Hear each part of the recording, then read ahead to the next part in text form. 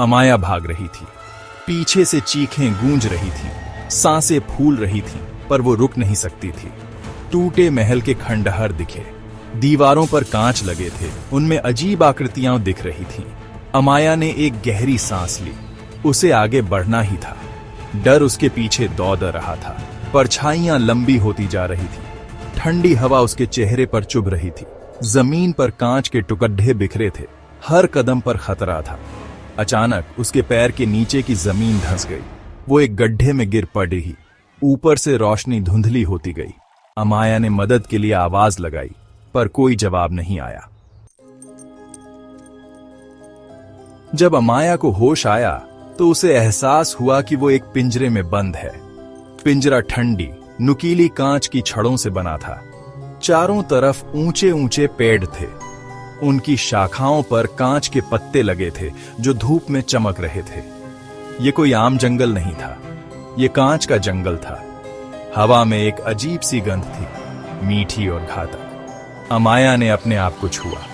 वो सही सलामत थी, पर वो यहां कैसे आई और यहां से कैसे निकलेगी? अचानक एक परछाई उसके पिंजरे के पास से गुजरी। अमाया की सांसें थम गईं। वो अकेली नहीं थी। पिंजरे के बाहर एक लड्डी डिहाकी बैठी थी। उसके बाल काले और लंबे थे जो उसकी पीठ तक आ रहे थे। उसकी आंखें बंद थीं, पर उसके आसपास परछाइयां नाच रही थीं। अचानक उसने अपनी आंखें खोलीं। उसकी आंखें चमकदार लाल थीं। अमाया ने घबराकर पीछे हटने की कोशिश की। तुम कौन हो? अमाया ने पूछा। उसकी आवाज कांप रही थी। लड्डी डिहाकी मुस्कुराई। मैं नीरा हूं और तुम इस जंगल की कैदी हो। मुझे यहां से जाने दो। अमाया चिल्लाई। नीरा हंसी। जाना इतना आसान नहीं है। ये जंगल परछाइयों का जंगल है और मैं यहां की रानी हूं। नीरा ने बताया कि वह भी एक कैदी है। इस जंगल की रानी होने का श्राप उसके ऊपर है। इस जंगल से निकलने का एक ही रास्ता है, दर्पण तोड़ना।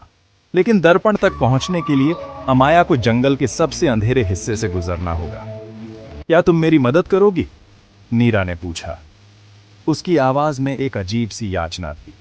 अमाया हिचकिचाई। उसे नीरा पर भरोसा नहीं था, लेकिन उसके पास और कोई चारा नहीं था। जैसे ही अमाया जंगल में आगे बढ़ी, उसे अजीबोगरीब आवाजें सुनाई देने लगीं। पेड़ों के पीछे परछाइयां हिल रही थीं।